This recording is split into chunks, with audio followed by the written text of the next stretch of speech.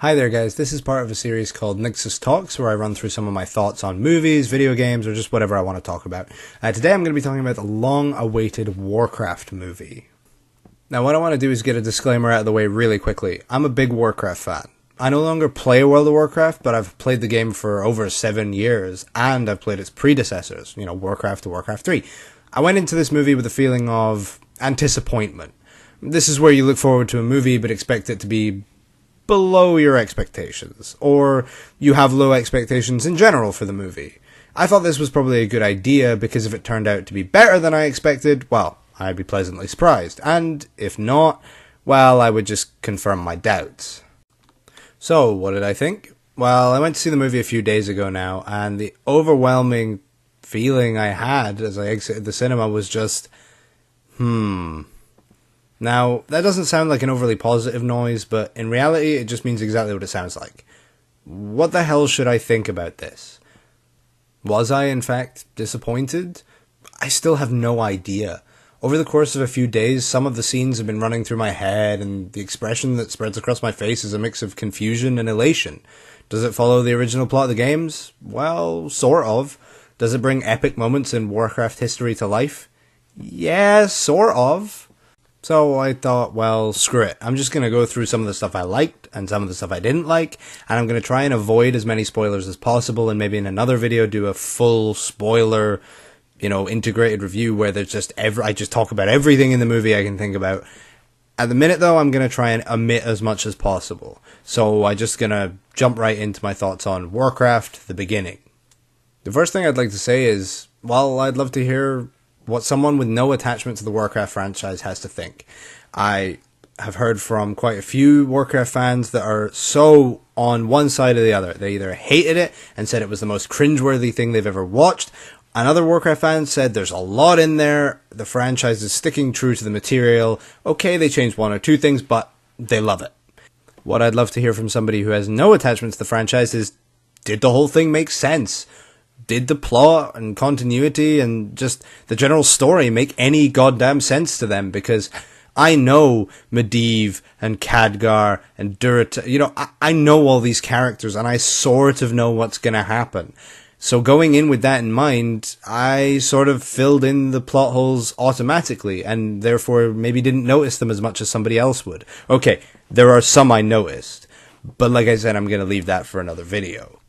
My starting point for what I didn't like about the film, and one of the things that plagued my viewing experience, was the most weird and rushed editing that I think I've maybe ever seen in a film.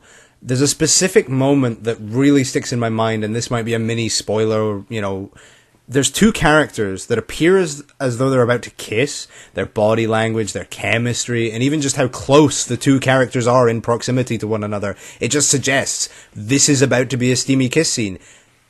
That's when it literally fades them out to something completely different. Just fades the two of them out. I noticed this all the way through the film, that it was just so rushed and trying to get so much in. And I've heard that from other people too. So much was trying to be pushed into this movie that it didn't really stay focused for very long on the things that were kind of important. Now, whether these two characters were supposed to kiss or not, I don't know. But it hella looked like it in that scene. So there's some dodgy editing. So what? I counterpoint this with the fact that there is what I like to call orc murder porn. Oh god. Orcs fight humans, orcs fight orcs. There's just brutal, visceral combat that just whets your appetite if you're looking for visual spectacle in combat. The CGI is close to perfect, with a few times in the film where it just wasn't believable, where the scenes in particular, one is where an orc snaps a human's neck, not giving anything away, but that is so obviously fake. The rest of the movie, however, the rest of the fighting, the bit in the trailer where he throws the horse, all look spectacular. So, yeah, sure, the editing's dodgy, but what about all the badass orc killing and violence? That's pretty cool, right? Well, the thing about spectacular violence and combat is that it only really matters if you care about the characters involved. And the problem with the editing is it rushes a lot of that development. It rushes a lot of who the characters are. There are scenes where they literally flicker by in an instant to focus on stuff that maybe isn't as important. There is a lot of Medivh in this movie. I mean, a lot of Medivh. And that sort of leads me on to my next problem, is the casting for this movie, 99% perfect. As far as I'm concerned, I loved Paula Patton as Gul'Dan Half-Orcan. I loved Travis Fimmel as Anduin Lothar. Dominic Cooper, great performance as King Lane Rin. Toby Kebbell, Durotan. I mean, what you can see of him, or the voice acting, I suppose. And this leads me to my only real problem. Ben Foster as Medivh. Now, Ben Foster is a really good actor, and a lot of the stuff he's been in before I really liked, but there's something about his costume and him that's been put together that makes him look like he's cosplaying, or more accurately, he's at like a LARPing thing, or like a convention, that he doesn't. I don't buy an all-powerful mage out of Ben Foster. I don't know why they didn't go for a slightly older actor. I know he's supposed to look magically younger and all the rest of it, but Ben Foster just didn't have the face to pull off Medivh, or really the acting chops. There's then again, and another mild spoiler warning, all Medivh does is faint in this movie. He falls over like all the time, and if you've seen this, which I hope you have seen the movie before watching this, all he does is fall over. Now, can I blame Ben Foster for that? Not really. That's the writing. But something twinned with Ben Foster's performance and the fact that Medivh is just anemic or something. He literally just give the man a hamburger and, feed him something to keep him on his feet. So that pretty much covers my problems with the casting. I mean, opposite that, Khadgar was played really well. I mean, in the trailers and stuff, everybody was like, oh my god, Khadgar is going to be awful. But honestly, written not spectacularly, but acted pretty well. So that sort of leads me back to the plot and the writing. The writing was interesting, to say the least. I mean, there's so much I want to talk about in this movie. There's so much I want to say. But this is like the spoiler light version. So in terms of the plot, you've got the usual, or, the basis of Warcraft, which is dark portal, orcs come marauding through the Kingdom of Men, try to stop it, and you end up with a sort of there goes the neighborhood kind of result until the climax of the movie and things happen and blah, blah, blah, blah, blah. I mean, a quick wiki of the actual Warcraft plot, which I'm sure most people who are interested in this video actually already know. You'll know where the plot differs from the original lore to the movie and so on. I've heard people say that the movie is considered non-canon. I'm not sure how true that is. But at the end of the day, will you enjoy this as a Warcraft fan? I'm still so on the fence. I mean, people have told me that maybe I'm trying to like this movie too much and that they've heard more criticism out of me than anything good to say about it, but I was never bored. I was sitting there thinking about everything that was happening in front of me, and I was never really tired of what I was seeing. I didn't want to walk out. I mean, maybe that is because of how dedicated I am to the franchise. Maybe it's because I wanted to, it's like a train wreck. You can't look away because you just want to know what's going to go wrong next. But other than the editing, a slight miscast, the writing being interesting in places, but overall fairly solid, I cared about the characters. I cared about Garona. I cared about Durotan. And wow, Gul'Dan gets a facelift. I mean, Gul'Dan is really, really cool in this movie. However, let's just get onto something that was like my biggest bugbear through the entirety of the movie. There are lots of cool places named, and spoiler, I'm only going to name a few. So they mention stuff like Blackrock, the Black Morass, Elwyn Forest, places like this. You've got Ironforge, all the sort of places you'd expect to be in this movie. But you have no idea where they are in relation to one another. Now, I know. I've quested for hours in, all of those locations, or done the instance of Black Morass and, all that stuff. If I was going into this movie blind, And this is one of the few places where I really noticed, like, oh, wow, if I didn't know this plot, if I didn't know what was going on here, I would have no clue. And the establishing shots of these places are so nice. Establishing shot of Ironforge is gorgeous. Establishing shot of Stormwind is amazing. It all looks really, really cool, even if it's gone for a more sort of cartoony style. But, I mean, that's just Warcraft.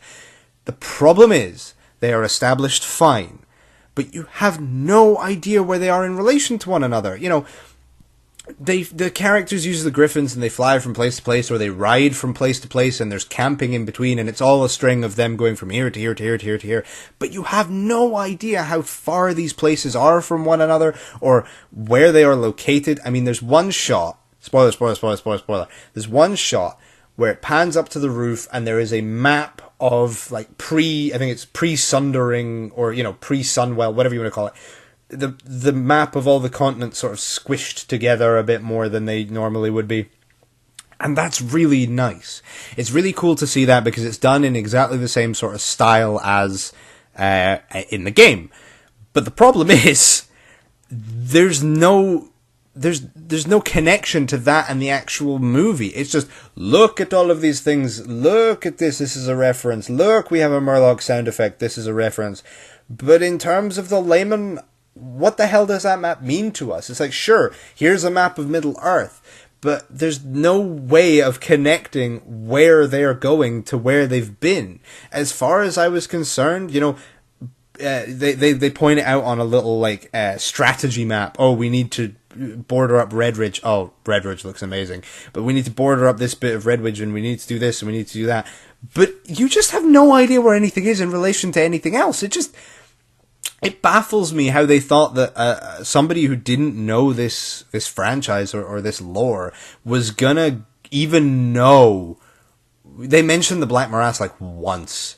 Like, they don't linger on the fact that it's called the Black Morass. They basically just go, wink, wink, nudge, nudge, that's the Black Morass, ha ha, and then move the hell on. Maybe that's it. Maybe that's the problem, is I'm pulling my punches, you know, I'm talking about all this stuff, and I'm realizing more and more and more that there's stuff that didn't make any goddamn sense, and, you know, they didn't linger on the Black Morass because they didn't have time to. It was the same as something like Batman vs. Superman, or Civil War. You know, they're trying to set up so many different continuities, or so many different singular heroes, that they lose sight of what they're actually making, you know. I mean, both those movies had good points and bad points the same way this one does, but at the end of the day, they're sort of trying to establish Lothar and the Alliance and the Horde and all these things that are going to come on in later movies. And I've heard that said by a few people I've talked to about this. They said, oh yeah, well, that will be explained later in a different movie, and those points will be explained later and in a different video, because they're very plot important. But when it comes to not explaining things because you're going to make a sequel, I don't necessarily feel like that's okay. It's like, oh, well, you've paid your money to get into the theater and watch this movie, but I know it doesn't make any sense, but when the box set of the trilogy comes out, oh, that's when you're really going to understand it. Or, as a lot of other people have said, when the director's cut comes out and everything isn't as rushed and slammed together, then it will start making a whole lot more sense. Well, yeah, fine. That I can agree with, but in terms of what it is now in the theater, does it deserve your money? You know, what do I rate it out of 10? All those sort of things. Well, if I was forced to rate it out of 10, I'd be sitting at 5, because I'm still so on the fence about whether or not I enjoyed this movie.